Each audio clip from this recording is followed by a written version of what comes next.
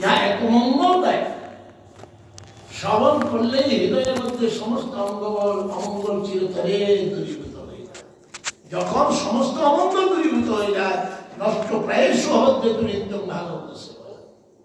এই অভদ্র রাশি রাশি অভদ্র কিংবা অশুভ কিংবা অমঙ্গল প্রতিদিন ভাগবত শ্রবণের মাধ্যমে যেই নষ্ট হয়ে যাবে, তখন ভগবানের সেই উত্তমস্ত ভগবানের নিষ্ঠা হয়।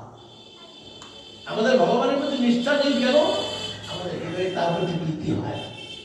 আমাদের হৃদয়ে অমঙ্গল রাশি রাশি অমঙ্গল এখনো দূর হয় না। তারপরে কি বলছে?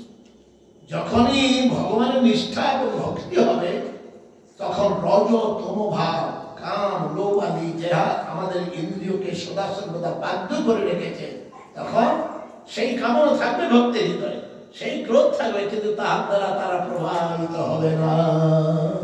গ্রন্থরাজ শ্রীমদ্ ভাগবতম কি। ভক্তের কামনা আছে, অভক্তেরও কামনা আছে। ভক্তের কামনা তাকে বিচলিত করতে পারে না। ভক্তের কামনা হচ্ছে দিব্য, আর অভক্তের কামনা হচ্ছে পশু। ভক্তের কামনা হচ্ছে কৃষ্ণ সুখের, আর অভক্তের সুখ হচ্ছে কামনা হচ্ছে নিজের এই পুঁতি গন্ধময় শরীরের ইন্দ্রিয় তৃপ্তির। একটা হচ্ছে ঊর্ধ্বগতি, আর একটা হচ্ছে তখন যখন আনন্দ হয়, তার চিত্ত সেই কামনার দ্বারা কখনো প্রভাবিত হয় না, মনটি প্রসন্ন হয়, এবং প্রসন্ন মনে ভগবত তত্ত্ব বিজ্ঞান সে বুঝতে পারে। যে ভগবত তত্ত্ব বিজ্ঞান একবার বুঝতে পারে, জ্ঞান বলেছে, জ্ঞান ছাড়া বোঝা হবে না। তখন বিদ্যতে হৃদয় গ্রন্থি ছিদ্যন্তে সর্ব সংশয় কিয়ন্তে তস্য কর্মাণি দৃষ্টয় আত্মনিষ্ঠ। তখন গিয়ে দেখা হয় হৃদয়ে যখন ভেদ করে এই মঙ্গলময় ভগবত কথা, তখন কি হয় জানেন? সমস্ত সংশয় খুলে যাবে, সমস্ত গাঁটগুলি খুলে যাবে, সমস্ত সংশয় দূর হয়ে যাবে।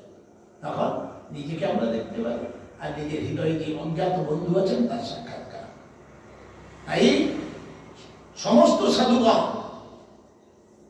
কি অত্যন্ত ভালোবাসার সহিত, অত্যন্ত আনন্দের সহিত ভগবান বাসুদেবের নিজের আত্মকল্যাণকর ভক্তি তারা আচরণ করে থাকে। এই জগতে রজস তম প্রকৃতির যে সমস্ত যারা কি করে থাকেন, পিতৃ ভূত প্রজে আদি, তারা পুজো করে থাকে নানা প্রকার দেবদেবী, কিন্তু বাস্তবে সমস্ত পূজার সার পূজা হচ্ছে কে? বাসুদেব। বাসুদেব পরা বেদা, বাসুদেব পরা মনখা, वासुदेव परा योगा, वासुदेव परा क्रिया, वासुदेव परम ज्ञानम, वासुदेव परम तप, वासुदेव परो धर्म, वासुदेव परा गति। स एवेदं ससज्जाग्रे भगवान आत्ममाया सदसद्रूपया चासो गुणोमयी अगुणोमयी। भगवान वासुदेव হচ্ছেন সমস্ত কিছু। তিনি প্রথমে তার আত্মমায়ার দ্বারা এই জগৎকে তিনি সৃষ্টি করেছিলেন। কেমন করে সৃষ্টি করে? জগৎ পালনের জন্য তিনি এক এক অবতার রূপে, যগৃহে পুরুষং রূপ ভগবান মহদাদিভি সম্ভূতং ষোড়শ কালম আদৌ লোক শিক্ষয়া। 16 অবতার, এক এক অবতারে তিনি প্রথমে সেই যোগনিদ্রায় শয়ন করেছিলেন। তাহার হৃদয় থেকে, তার নাভি থেকে ব্রহ্মা সৃষ্টি হয়েছিলেন। তাই ব্রহ্মা সমস্ত কিছু লোক তৈরি করেছেন। তিনি এক এক রূপ, নানা অবতার নিয়ে ভগবান এই জগতের কল্যাণ করবার জন্য যুগে যুগে এসে থাকেন। প্রথমে তিনি সনন্দম সনাতন সনত কুমার রূপে এসেছিলেন জগতে।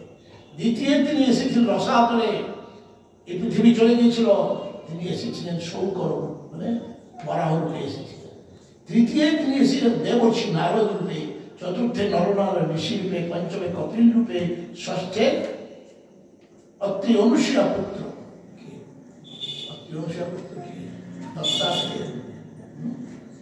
সপ্তমে একত্রিত রুচি যজ্ঞ রূপে এসেছিলেন, অষ্টমে মেরুদেবীর গর্ভে ঋষভদেব রূপে এসেছিলেন, আর নবমে পার্থিব বপু পৃথু রূপে এসেছিলেন। এখন দশমে মৎস্যাবতার রূপে এসেছিলেন। একাদশে সেই মন্দরাচলকে ধারণ করে সেই যে সমুদ্র মন্থন হয়েছিল কমল কুর্ম রূপে এসেছিলেন। একাদশে দ্বাদশে ধন্বন্তরী অজিতা ও ধন্বন্তরী রূপে, ত্রয়োদশে মহির রূপে এসে, চতুর্দশে নৃসিংহ রূপে এসে, পঞ্চদশে বামন রূপে এসেছিলেন, ষোড়শে তিনি আসলেন কি ভগবান কে পরশুরাম, আর সপ্তদশে সত্যবতী পুত্র পরাশর নয় ছিল ব্যাসদেব। তারপরে সুরখাদ্য চিকিৎসা সাক্ষাৎ মর্যাদা পুরুষ রামচন্দ্র রূপে এসেছিলেন। 19 এবং 20 অবতারে রাম এবং কৃষ্ণ রূপে জগতে মঙ্গল করবার জন্য, জগতের ভার হরণ করার জন্য, ভক্তকে আনন্দ দেওয়ার জন্য তারা এসে তত কালো সংক্রমিতে কলি প্রভাব যখন তখন বুদ্ধ রূপে তিনি এসে, এখন যুব সন্ধ্যা হলে তখন কলিকি রূপে এসে এই জগতের সমস্ত অধর্মকে একেবারে বিনাশ করবেন। গ্রন্থরাজ শ্রীমদ্ ভাগবত কি